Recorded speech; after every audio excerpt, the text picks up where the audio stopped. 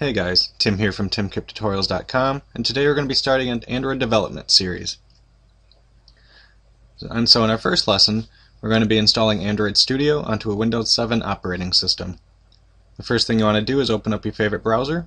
I'm using Google Chrome, and you're going to go to developer.android.com/sdk/installing/studio.html #updating. And you'll see that there's an early access preview here.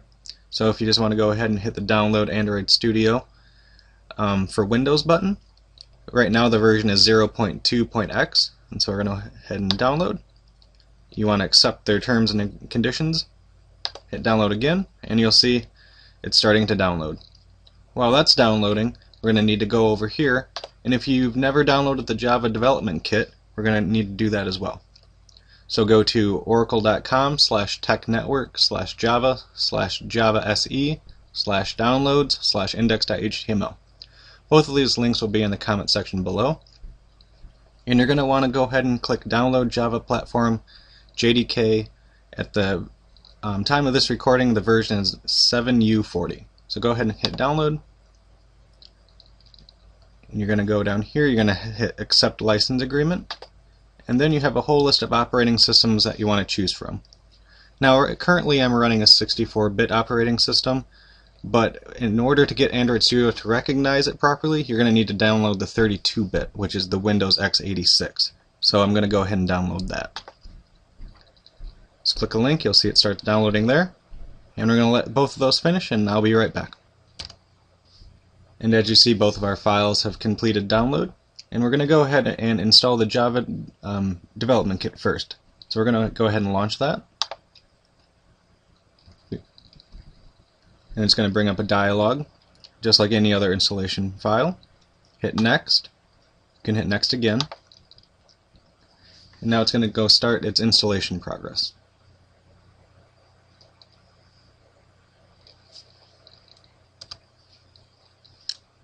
Okay, now it asks us where we want to install.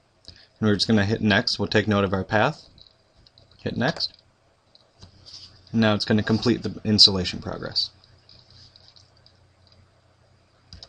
Okay, now that we have successfully installed the development kit, we can go ahead and hit Close.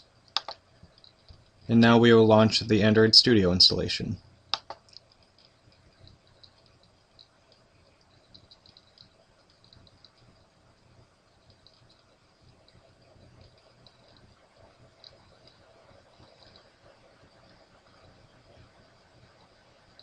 Okay, we're just going to hit Next, and it sees that the Android Studio has detected your JDK, which you just installed. Go ahead and hit Next again. Hit Next, and you can go ahead and hit Next and install. And we'll just let that finish installing. Okay, the installation is complete. Go ahead and hit Next. And we're going to uncheck Start Android Studio because there's one more step we need to take. In order for Android Studio to successfully start, we need to add a Java home environment variable to our system. So what that means is we're going to need to locate our Java JDK environment or development kit that we just installed, which mine was in C, Program Files 86, Java, and JRE7. So I'm going to go here, I'm going to copy that address, hit Control-C or right-click and say copy, and then we're going to click on the Start menu, right-click on Computer, go to Properties, go to Advanced System Settings, go down here and click Environment Variables, and then on the bottom under System Variables we're going to hit New. And for the variable name, we're going to type in all caps. We're going to say Java _ home. And then for the value of the variable, we're just going to paste in our path that we just copied. Hit OK. Hit OK again. Hit OK. We can close out all of our windows here. And now we can go start Android Studio. All programs, Android Studio, Android Studio. And so apparently it came up with the error that says no JVM installation found. Please install a 64-bit JDK. Okay, so since I do have a 64-bit computer, I also need to download the 64-bit Java Development Kit as well. So you need to download both the 32 for the installer to recognize it, and the 64-bit for the computer. It's a little confusing, but it's the only way I figured out how to get it to work. So I'm going to go back to the Oracle website, back to the downloads page,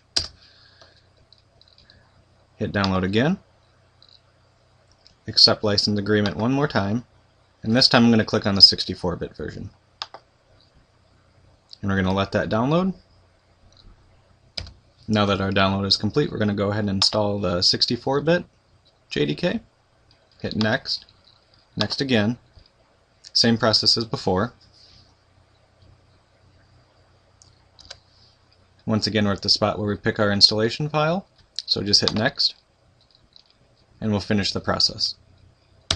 Okay, and now that our installation is successful, go ahead and hit close.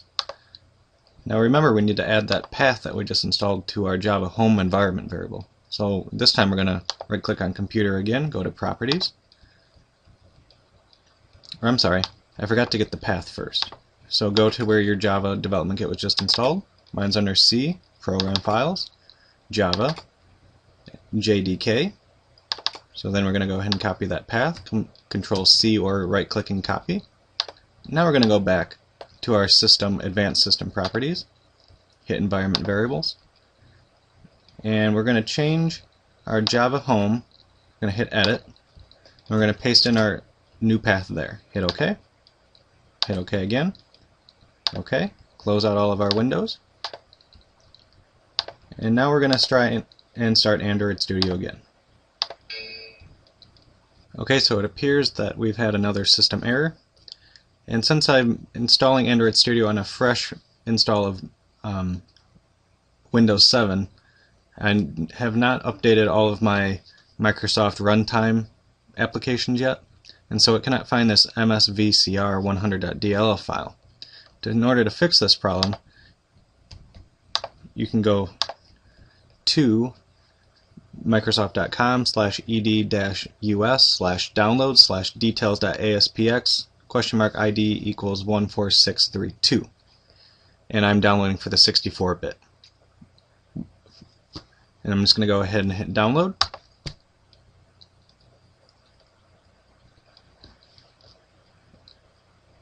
And as that completes, I'm going to run that and accept the terms and conditions. Hit install.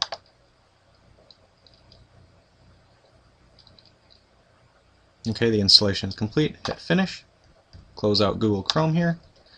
And now hopefully when we start Android Studio again, we're not going to have any problems. Okay, so we got the splash screen for Android Studio. Installation is complete. I do not have any previous versions of Android Studio, so I'm just going to leave the checked box as it is. Hit OK.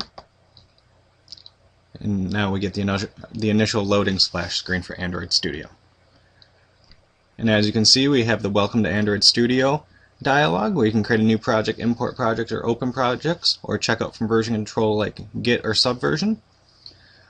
And even though we had a few bumps along the way, I hope that some of the issues I ran into will help you out as well. All the links for this tutorial will be in the comment section below.